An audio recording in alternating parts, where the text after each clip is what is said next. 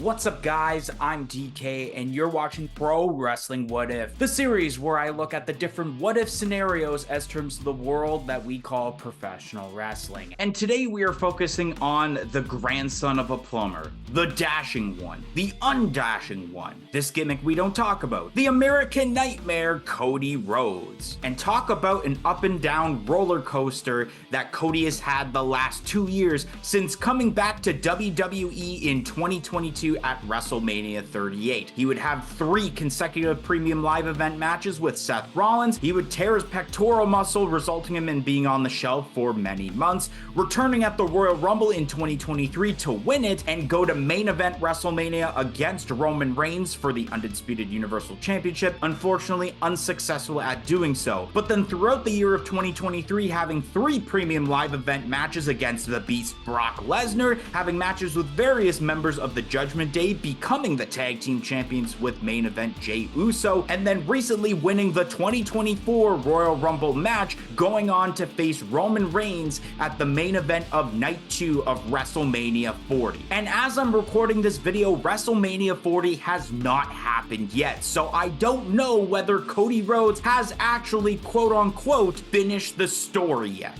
And so I guess we'll know about the result of whether it was worth it or not of coming back to WWE after leaving AEW, which that is going to be the focus of today's video, is the world of what if Cody Rhodes didn't leave All Elite Wrestling. Now, how I'm going to be doing this is that I'm going to be talking about every single AEW pay-per-view from the event that Cody would have participated in had he stayed, which was Revolution 2022, all the way until I guess it would be the most recent one as I'm recording this, which is Revolution 2024, the night Sting retired. So in a world, if Cody Rhodes were to have re-signed with All Elite Wrestling, I think the first thing that's got to happen is that ladder match he has with Sammy Guevara to kind of like unify the titles, Cody would win the match. He would basically be the, I guess, undisputed TNT champion, because I believe Sammy Guevara was like an interim champion while Cody was out with like somewhat of an injury. I think he actually had COVID, that's why he was out. But for Revolution 2022, I think he would defend the championship against Scorpio Sky. And not only that, I think Scorpio Sky would actually become the brand new champion. In the real timeline, Sammy Guevara actually dropped the TNT championship to Scorpio Sky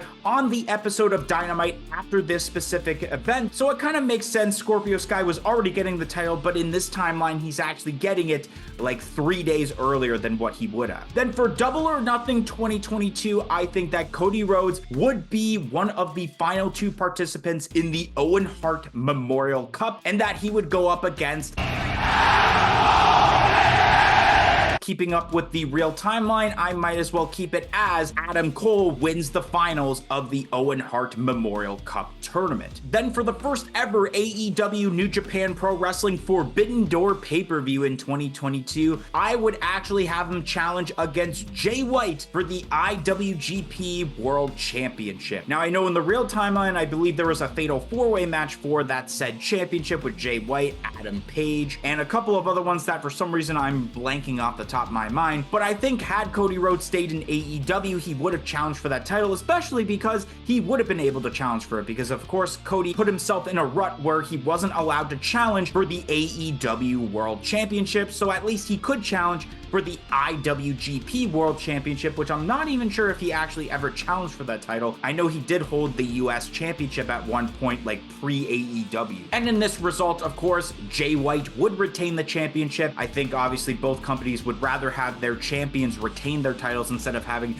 a challenger from a different company hold their championship. For All Out in 2022, Cody Rhodes in this case is actually walking in as the Ring of Honor World Champion. Now, I'm actually having Cody replace Claudio Castagnoli in having him take the championship from Jonathan Gresham at the Death Before Dishonor pay-per-view in July, and Cody Rhodes would be defending this championship at All Out 2022 against Christopher Daniels. One reason I chose Christopher Daniels is that at this point he wasn't really being used much because of how overpopulated the AEW roster would be, but there is a little bit of history there considering that Christopher Daniels, when he first held the Ring of Honor World Championship back in 2017, he dropped the title at the Best in the World pay-per-view that year to the American Nightmare Cody Rhodes. So there is a little bit of a storyline going towards this, and that they probably would put out a pretty banger match, resulting in Cody Rhodes retaining the Ring of Honor World Championship. At Full Gear 2022, Cody Rhodes would compete in a Fatal 4-Way match for the Ring of Honor World Championship, where the other participants are Claudio Castagnoli, Bryan Danielson, and the champion Chris Jericho. So just like the real timeline with Claudio Castagnoli dropping the title to Chris Jericho on the one episode of Dynamite, that's basically the same case, but it's Cody Rhodes dropping the title to Chris Jericho,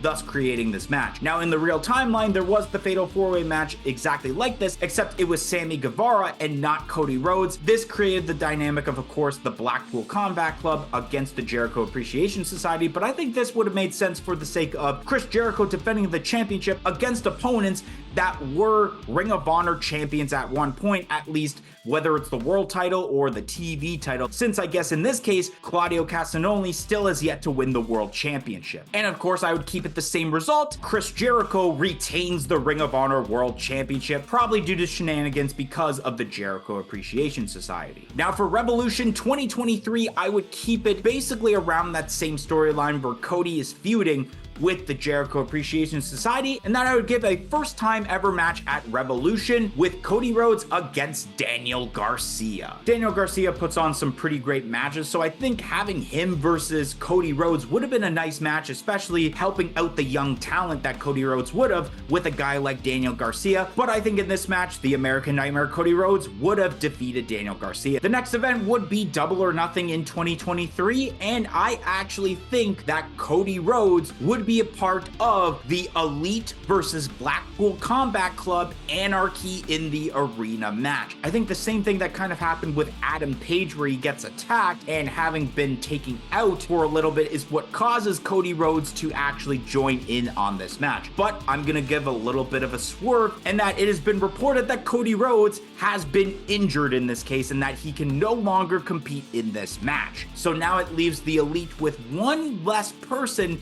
involved in this match. But in this match, I actually would have Adam Page return this night to once again fill that spot for the Elite versus Blackpool Combat Club. But later on in the night, where it looks like that the Elite are going to be winning this match, out comes a man in a black mask to actually cost the Elite the match, and that person in that black mask ends up being the American Nightmare Cody Rhodes, and he officially joins the Blackpool Combat Club. Cody Rhodes in this timeline officially turns heel in AEW. The reason I went with this route is because, of course, we've all heard the story of like Cody Rhodes refusing to turn heel, but I feel like at this point Cody would realize that being at the top of the mountain as a babyface wasn't going to work out for him, especially with the amount of signings that Tony Khan would do for AEW that would cause Cody Rhodes to just basically fall down more to the bottom of the card, while if he were to turn heel, that would propel him to being at that top of the mountain. Instead of being called the Blackpool Combat Club, the team would be renamed the Nightmare Combat Club. I know it kind of sounds a little bit stupid, but just go with it. So now going to the Forbidden Door 2023 event, Cody would compete in the Elite versus Nightmare Combat Club, as it would be called, 10-man tag team match where both teams have a mix of AEW and New Japan Pro Wrestling superstars, in which I feel like in this case, Cody is replacing one of the members, whether it is a New Japan Pro Wrestling member or maybe even Wheeler Yuta, but maybe in this case, because in the real timeline, the Elite did win, I think maybe Wheeler Yuta would be the one that's taking the fall in this match. At All In 2023, Cody Rhodes would compete against CM Punk for the real AEW World Championship. Now, of course, in the real timeline, CM Punk defended the quote-unquote real AEW World Championship against Samoa Joe. Now, I think because we have a bit of a heel Cody Rhodes, that he would kind of break his promise in a way to actually go after the AEW World Championship, but in this case he's not breaking his promise because this technically isn't actually the real AEW World Championship and realistically wouldn't be going under the record as an AEW World Champion. But I think in this case, to actually further develop this heel persona of Cody Rhodes in AEW, Cody would actually win the real AEW World Championship from CM Punk, and especially with the power of hindsight later on, CM Punk would be gone from the company literally like weeks later with Tony Khan terminating his contract, and we would end up seeing him go to WWE at Survivor Series. But now Cody Rhodes is here claiming to be the AEW champion while he actually isn't, and he actually sets up an open challenge for the All Out 2023 event that was basically a week later, and his opponent is none other than the Icon Sting. Now, Cody Rhodes has mentioned in previous interviews that Tony Khan did pitch him the idea of having a one-on-one match with Sting as a way to persuade him to stay with All Elite Wrestling, which in this case it would be honoring that said contract that Cody Rhodes would finally have a match with one of his childhood heroes, Sting, and this would be for the quote-unquote real AEW World Champion, which I would imagine at this point there's no X on the title, and it would probably be the American Nightmare logo on it. In which in this match, I think it would end off with some sort of disqualification finish with Sting winning here, especially because I'm sure there would have been a lot of people that would have been mad that had Cody Rhodes won in this case, that you'd probably be like, oh, but we want Sting to be undefeated, which you're welcome. I kept it that way so that at least when Sting retires in this timeline,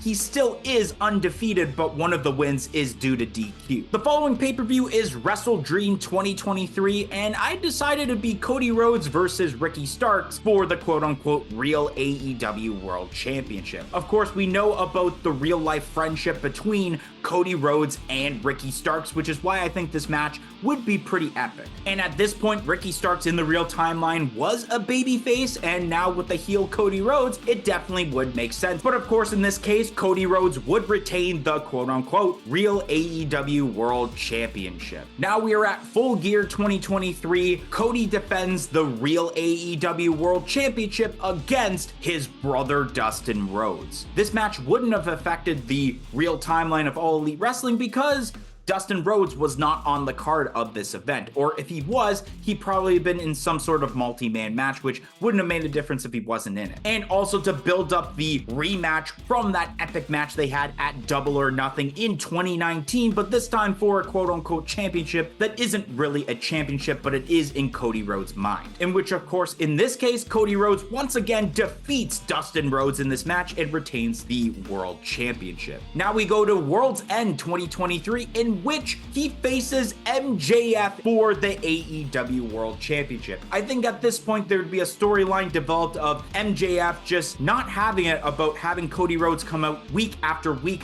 claiming he is the AEW World Champion while he actually isn't, and MJF is. So this is where MJF would challenge Cody Rhodes to a match for the championship and determine who, after all, is the real AEW World Champion. In which, in this case, Cody Rhodes accepts. Even though he had promised he would never challenge for the championship again, this is heel Cody Rhodes, and there's actually no written proof that he can't challenge for the World Championship, and in this case, he was actually challenged. He didn't actually go after him himself. MJF actually loses this match, and Cody Rhodes becomes the official AEW World Champion. Of course, in the real timeline, we just had a regular AEW title match where Samoa Joe won the championship thanks to interference, but in this case, to basically end off 2023, Cody is on the top of the mountain as a heel, holding both the real AEW World Championship and the actual AEW World Championship. And now we go to the first pay-per-view of 2024, the most recent one as of the recording of this video, Revolution 2024, in which he would defend the AEW World Championship against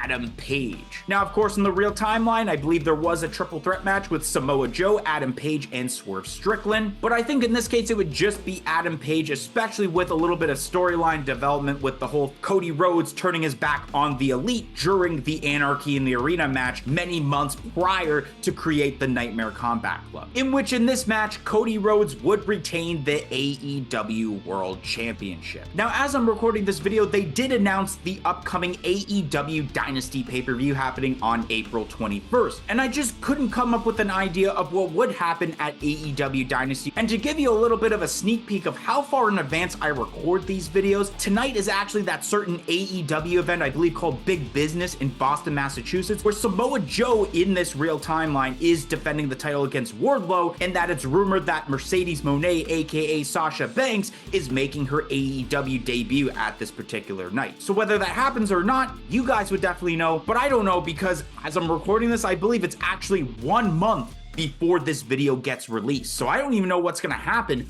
on the road to Dynasty realistically. So I just ended it off at Revolution 2024, the night where Sting does make his retirement match against the Young Bucks teaming up with Darby Allin. But anyways, guys, that's gonna be the end of this edition of Pro Wrestling What If. And if you enjoyed this, don't forget to like, comment, and subscribe. Don't forget to share this with your friends and ring the notification bell to be notified of when future episodes release. Let me know in the comment section down below on what you think would happen if Cody Rhodes didn't leave All Elite Wrestling in 2022. And I'll see you guys next week on a new edition of Pro Wrestling What If.